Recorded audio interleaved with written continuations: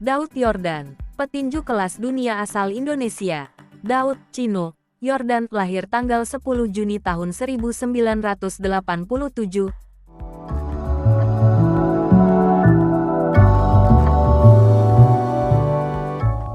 Adalah petinju profesional asal Indonesia yang menjadi juara dunia 2 kali versi badan tinju Ibo. Ia juara pada kelas featherweight dan lightweight pada masa yang berbeda. Chino adalah nama julukan pemberian yang diberikan oleh mantan pelatihnya semasa amatir, Carlos Jesus Renate Torres, asal Kuba. Merujuk pada kata Chino dalam bahasa Spanyol yang berarti Cina, karena wajahnya yang sangat kental khas Oriental Cina. Daud Yordan sendiri dan ayahnya, Hermanus Laichun, adalah orang Tionghoa Indonesia, dan ibunya adalah orang Dayak, Natalia. Kakak dan adik Daud juga berkecimpung di dunia tinju, yakni Damianus Yordan, kakak mantan petinju nasional amatir dan profesional, kini sebagai pelatih Daud. Petrus Yordan, kakak mantan petinju profesional, sudah pensiun.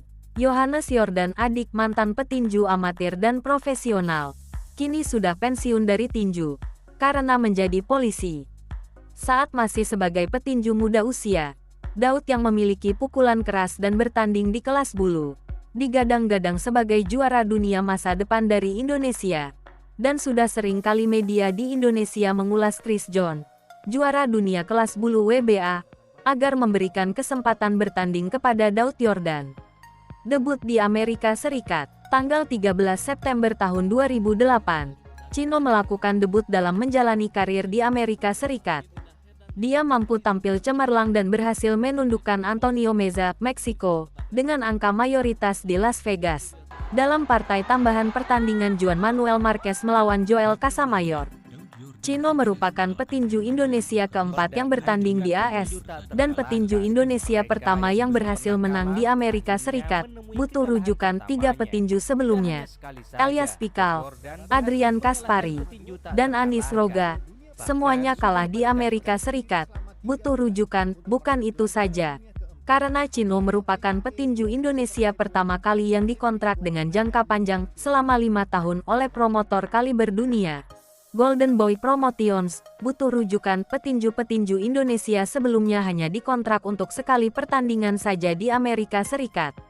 Pertarungan berikut Daud Yordan di Amerika Serikat kali ini diadakan di The Tank, San Jose, California, tanggal 7 Maret tahun 2009. Pertarungan dijadwalkan berlangsung selama 12 ronde memperebutkan gelar Nabo melawan mantan juara IBF kelas bulu, Robert Guerrero, Amerika Serikat. Daud mampu tampil memikat dan berhasil memasukkan pukulan-pukulan bersih di ronde 1 dan 2. Tetapi sayang pertandingan dihentikan oleh wasit menyusul pendarahan di atas alis mata Guerrero akibat benturan kepala yang tidak sengaja. Karena Guerrero mengaku tidak bisa melihat, maka pertandingan dihentikan, dan hasilnya dinyatakan sebagai no contest, dianggap tidak pernah berlangsung.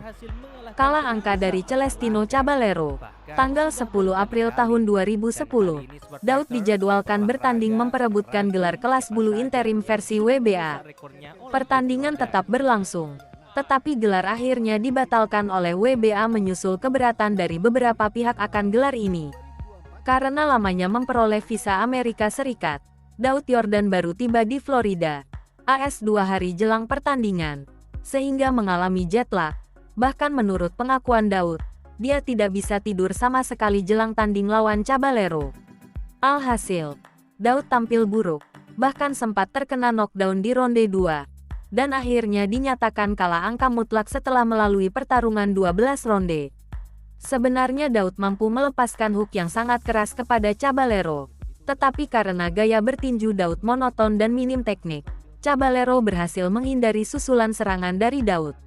Emmanuel Stewart, pelatih tinju kenamaan yang menjadi salah satu komentator HBO pada pertandingan ini, memuji uppercut Caballero yang dengan sempurna menjatuhkan Daud di ronde kedua. Daud banyak dikritik karena tidak menggunakan pelatih yang berpengalaman, padahal bakatnya membuat dia berpotensi menjadi petinju yang hebat. Kalah angka dari Chris John, tanggal 17 April tahun 2011. Daud Yordan memperoleh kesempatan pertamanya untuk merebut gelar juara dunia, setelah mendapatkan kesempatan bertanding melawan juara dunia WBA kelas bulu sesama asal Indonesia, Chris John. Dalam pertandingan yang dipromotori oleh Raja Sabta Okto hari ini, Chris John berhasil menundukkan Daud dalam pertandingan yang berlangsung di Jakarta International Expo. Chris John berhasil mendominasi serta unggul angka secara mutlak atas Daud. Pertandingan ini merupakan kali ke-14 Chris John mempertahankan gelar juara kelas bulu WBA yang diperolehnya sejak tahun 2003, dan menjadi kekalahan kedua yang dialami Daud selama karir profesionalnya.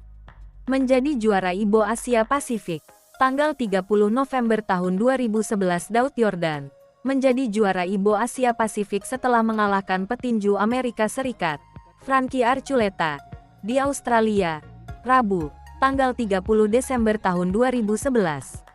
Daud berhasil memukul lawannya pada ronde keempat. Sejak ronde pertama, Daud tampil agresif. Bahkan pukulan hook dan uppercut-nya mampu menggoyahkan pertahanan Frankie. Wasit pun sempat memberikan hitungan kepada Frankie yang berlutut di kanvas pada ronde pertama. Memasuki ronde selanjutnya, Cino, begitu Daud disapa, kian beringas. Pukulan bertubi-tubinya mampu bersarang di kepala Frankie yang berselisih usia 12 tahun lebih tua.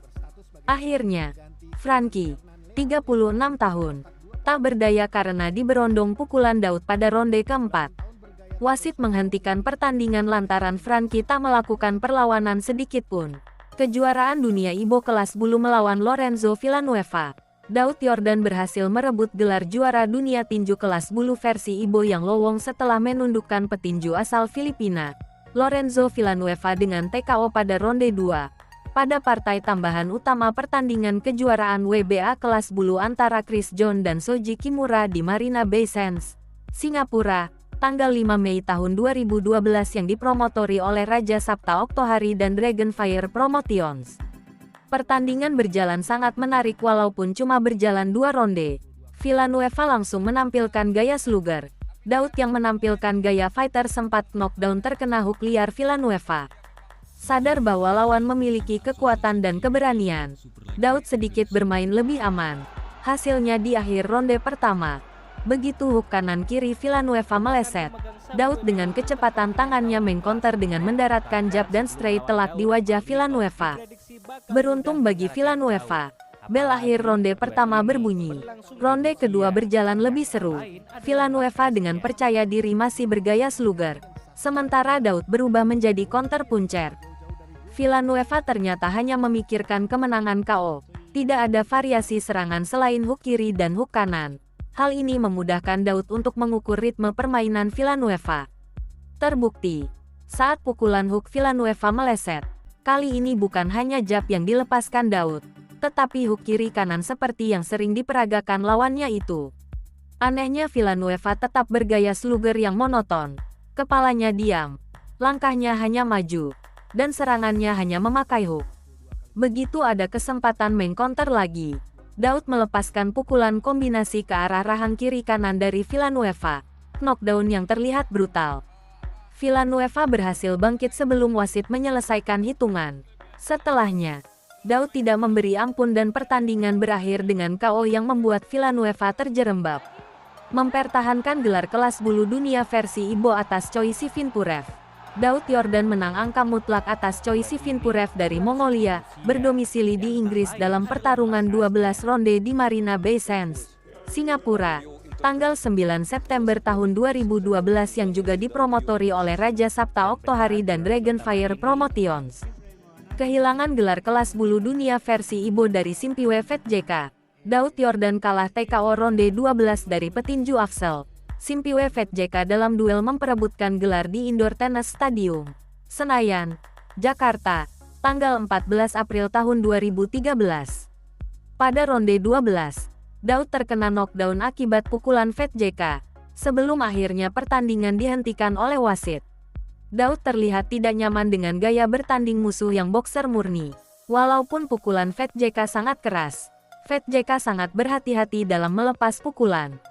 Berbeda dengan Daud yang terlihat tidak sabar dengan daya hindar Vetjeka yang membuat Daud frustasi. Saat ada kesempatan memojokkan Vetjeka, Daud langsung memberondong pukulan yang tidak efektif karena pertahanan Vetjeka sangat rapat. Daud membuat dirinya sendiri kelelahan dengan pukulan sekuat tenaga yang tidak menemui sasaran.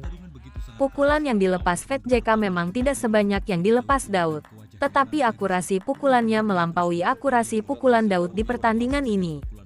Daud yang frustasi karena poinnya tertinggal, mengubah gaya menjadi kidal southpaw, tetapi justru dia semakin menjadi sasaran pukul yang mudah bagi Fat-JK. Di ronde ke-12, Fat-JK memukul Daud dengan telak. Daud terpeleset, dan wasit menganggap itu knockdown. Sadar semakin jauh poin tertinggal, ditambah kelelahan yang luar biasa, kondisi dan semangat yang menurun, Daud kalah TKO karena tidak mampu memberi perlawanan. Wasit melompat menyelamatkan dia dari serangan lawan. Setelah pertandingan, terungkap kabar bahwa Daud kesulitan menjaga berat badannya untuk bertarung di kelas bulu 57,1 kg. Terima kasih sudah menonton. Jangan lupa untuk like, komen, share dan subscribe.